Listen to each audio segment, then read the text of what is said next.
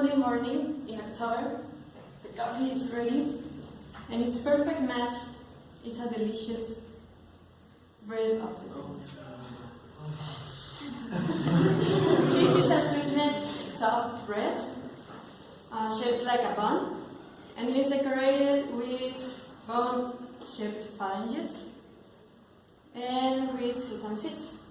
Nowadays, also with sugar and even chocolate.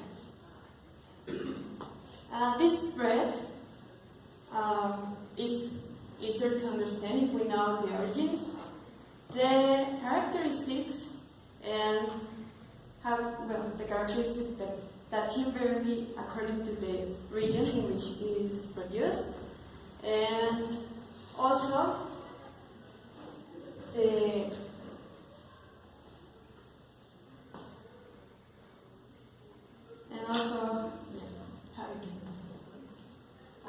this bread were baked by my grandparents, but honestly I forgot the taste because I was only a child.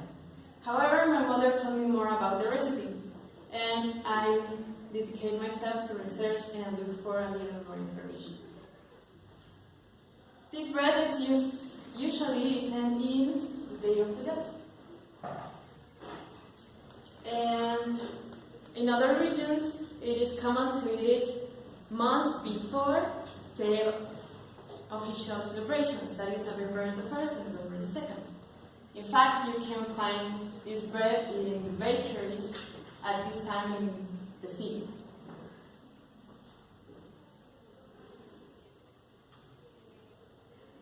The taste of elaborating bread, and special bread, goes back to the arrival of Spaniards to New Spain and Mexico and the time of human sacrifices.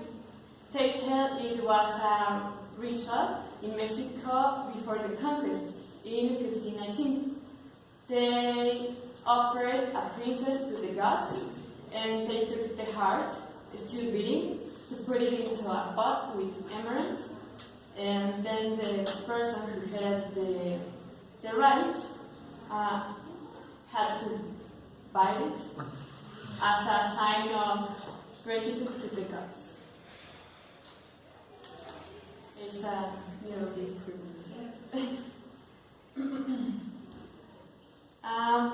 In this order, the bread has a meaning. Its circular shape, well, it is considered as an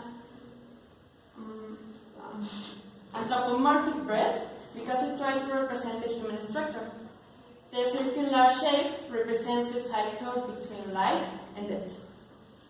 The phalanges, or quills, represent the bones, and nowadays we can see that the number is bigger, but there must be only 4, and the top ball represents the skull. Usually, these bones are placed in cross because they represent the 4 directions of the universe, or in other words, the 4 cardinal points. And each one of them is dedicated to a god.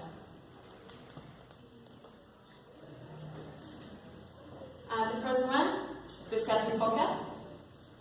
He is the god of the earth and the heaven. Then, Tlaloc, the god of rain, earthquakes, and also lightning. Quetzalcoatl, the god of life, and Xipetotec, the god of spring and new vegetation. The last characteristic of the bread is that the flavor of orange blossom is for the memories of the deceased.